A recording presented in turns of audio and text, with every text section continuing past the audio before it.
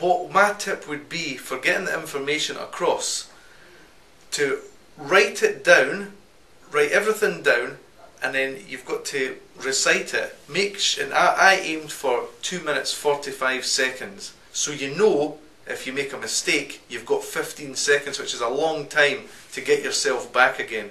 But if it was me, and the way I wanted to do it, the competition is called the pitch. So you really need to pitch your idea.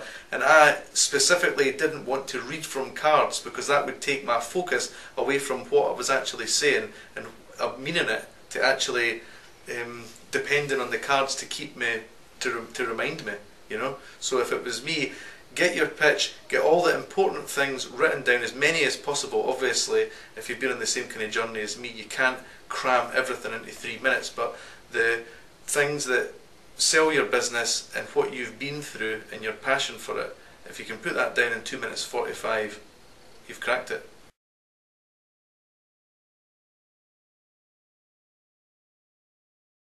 It's a difficult question, the single biggest benefit, because I've benefited so much from it.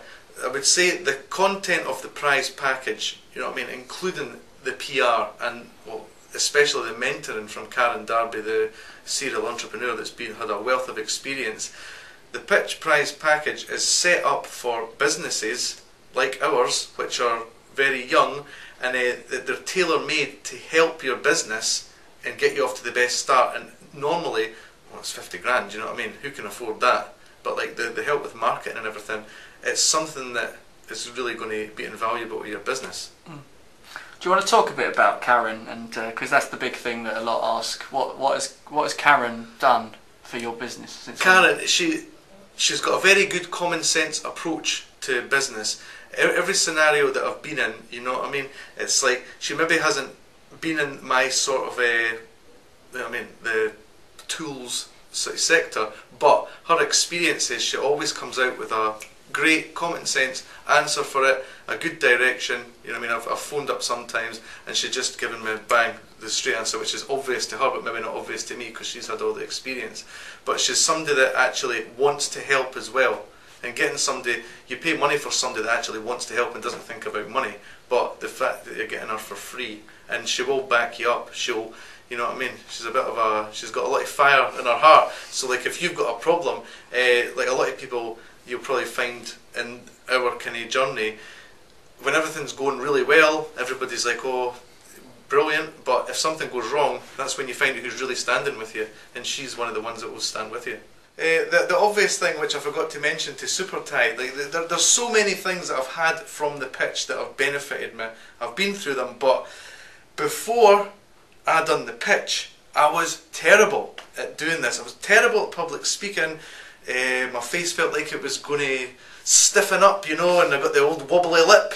I just couldn't do it. You can maybe see, if you look on the pitch website, you can see me and when I'm doing my pitch in Edinburgh, I'm wearing my white t-shirt, I'm always putting my hand up to my face, because to me it was so intense in my face that I thought I was going to have to stop a few times.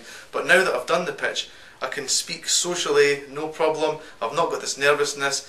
I'm speaking on the camera. I didn't even think twice about it. I knew I could do it. So and I think that's what you need. You need to pitch your idea to potential partners, potential customers, and you need to do it confidently. So that is another massive thing I got out of the pitch, is actually being able to speak socially, publicly even.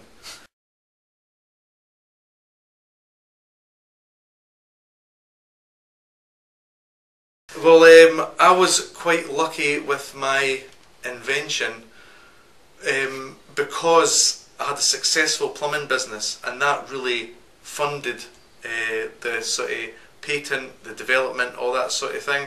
I did have help from Scottish Enterprise early on, but that stopped, you know what I mean, so I had to really do it myself.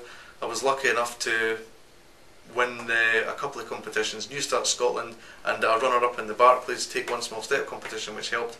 But I was able to take it as far as I could by myself and with the funding that I had before I went into partnership with Rothenberger.